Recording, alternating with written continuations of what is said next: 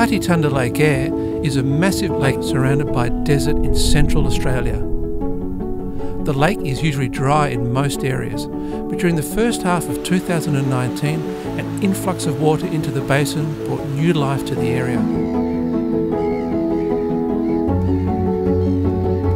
Huge downpours of rain from two weather systems resulted in devastating floods for parts of northern Queensland and Northern Territory in early 2019. This water made a slow and tortuous journey filling the Georgina, Diamantina and Warburton rivers while flooding desert towns. In late February, Birdsville experienced a sudden inflow of water, temporarily isolating the town. A second rain system in late March brought even more water, extending across vast floodplains and eventually flowing into Cutty-Tunda Lake Eyre, many weeks after the rain first fell.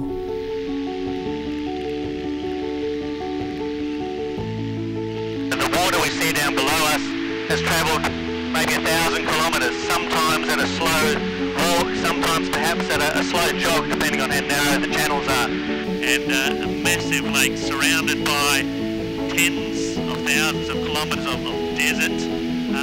Just a big area of water in the middle of Australia, so it's a huge basin that all this water is draining into. About 17% of the total size of Australia, the water is just draining down into this lowest part of the continent.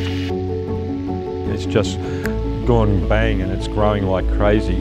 We've increased our employment, we've increased the number of aircraft, and what we're seeing is a 600-fold increase in the number of four-wheel drives coming through and actually experiencing Lake Eyre on their way up to the rock. Beautiful, absolutely stunning. It's amazing how big it is. You can just see forever. It was also the Simpson Desert and the lake just right next to each other is pretty amazing.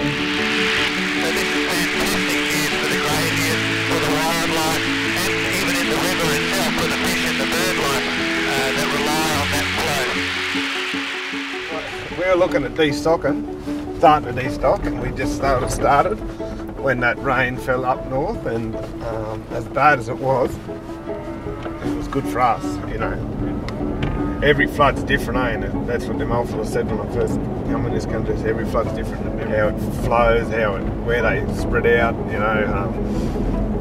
how much feed they grow. It takes a fair while to get down here. Like, it's only walking pace.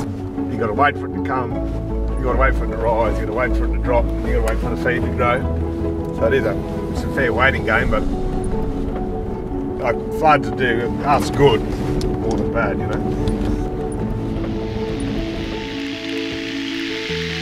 This is the Warburton River. You can see the way it tracks in a very snake-like fashion through the desert country, very dry everywhere else, but the Warburton still has water in it. So the Warburton River is the river which comes, or one of the rivers which goes into Lake Eyre. Not always water in the Warburton River, but certainly brings life back to this region when the water does flow. So you can see there's trees, and right at the moment there's bird life, pelicans, and certainly there's fish and so on in the river at the moment as well. Quite deep here, you can see how the river has carved out channels in the desert country basically. So you look to the horizon and there's nothing as far as the eye can see, just some small shrubs and bushes and dune country with this oasis, I guess, of trees and life in the Warburton River. The lake's incredible. Having gone out there thousands of times, I think it's something that all Australians should come out here and experience. It's like looking at an inland ocean. This year, 2019, about 80% of northern Cutty-Tunda filled, but that water should also last right through winter, and into spring. By the time we get to summer, there's probably not going to be a lot of water left. Usually when we think about floods, we associate them with destruction and devastation. But for the Channel Country, flooding brings life to the outback, helping vegetation and wildlife flourish. We haven't seen this amount of water since 2011. With it comes a wave of tourists and an economic boost to towns and communities.